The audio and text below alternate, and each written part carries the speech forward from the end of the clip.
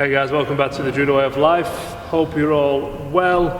For those that don't know, this is Rob and I'm David. Today we wanted to touch on something we mentioned in a video we did on getting the submission from the Jujigatame roll, so we're trying to get the arm lock. And in that video we mentioned about keeping things nice and simple. And I think simple is good, but then also if you like to mix it up a bit. Simple's always good. I think simple's underrated. So this is a turnover. This is something I took from watching the IGF circuit. Some of the international players do this and they win with it at high level tournaments, and it's such a wonderfully simple turnover.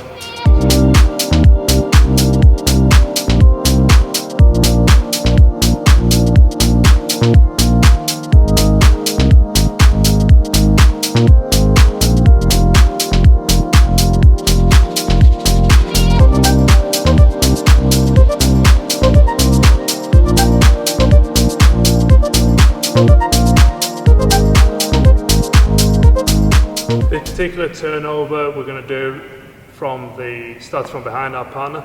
It's very important that I'm using my legs to control my partner.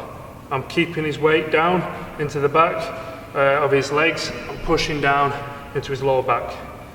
From here, the first grip I'm going to take the collar at the back. I'm just going to slide my fingers in, take hold, and I'm going to be pushing pressure into the back of my partner's neck, into the back of the head, and keeping the head down. Second grip, we're going to slide through and we're going to take. If Rob sits up, the grip we're going to take is the opposite lapel. So we're coming reaching right through, our thumb goes into the jacket, we're just going to close our fingers, you can see that on there. So that's why we take hold of in here first. If you take this grip and it tightens up, it's going to make it very hard to get my fingers in. If I get my fingers in first, one, it's easier to then get the lapel grip because there's a lot of slack, and two, I can push down on my partner's head and keep him. So weight on the back, and now I'm pushing the head down. I've got a lot of control of my partner from this position. So I'm reaching in, I'm taking the opposite lapel, and then I'm pulling tight here. So I'm pulling my arm back, and I'm creating the tension by pulling on the lapel as I push my partner's head. Now this tension is very important as we turn over. From here, I'm going to lie on my side. I'm going to drop down onto, in this example, it's my right arm. It's the arm basically that you've got onto the back collar, that's the side you're going to go to. So the tension. As I come round to the side, I'm going to bring my body round and I'm going to block my partner's arm with my leg. So drop my leg in the side here. So I've got my grip. Now I'm able to come round to the side. If I didn't have the grip over the back of the neck, Rob would just trap my arm and roll me over. Alright, call it a baby roll.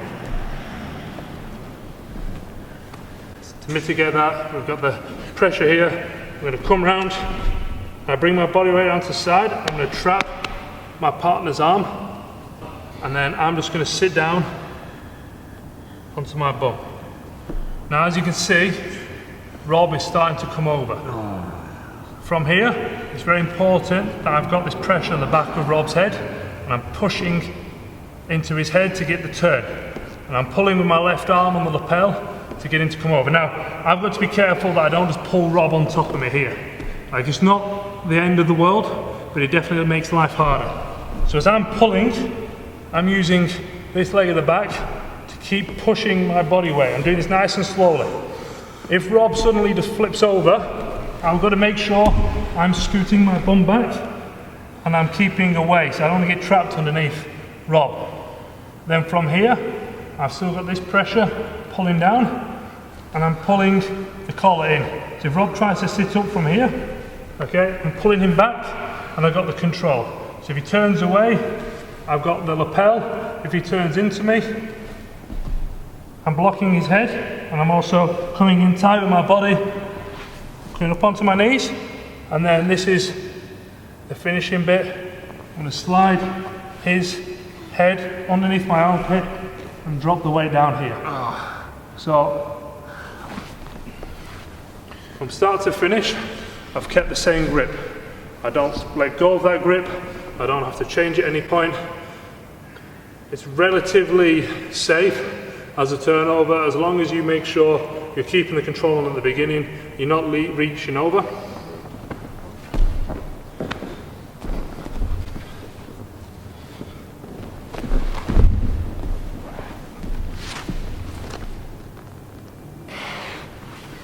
So one more time. So keeping the weight back, taking the control of the head, reaching through, and I'm coming round to the side, blocking my partner's arm, blocking their arm.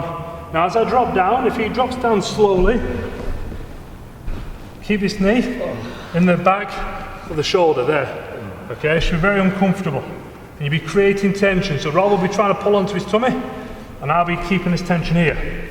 Now, there's always a point with every turnover where the shift in power, where I'm more vulnerable because I'm trying to turn into the hold, and Rob has a slight advantage.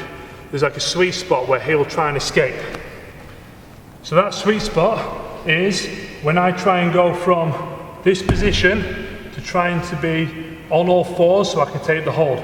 So as I turn here, I'm going to be very quick. I'm going to bring my leg back, and as Rob tries to turn into me, that's when I've got to drop my body weight down. And then from here, I'm going to take the head, and then I also like to drop this leg. Okay, I keep the other one up to keep some pressure on, and I drop the leg on the same side of the head to really drop that pressure right onto the face. Fun. Yeah, enjoyable under there? Oh my, rough one. Yeah, really simple, there's two grips, and then it's just really playing with the tension that's developed between you trying to do the turnover and your partner trying to resist the turnover. If your partner doesn't resist, it's actually harder to do this technique. Yeah, a lot of it is based on the fact that they're trying to get out and you're able to leverage that and get the turnover. Cool.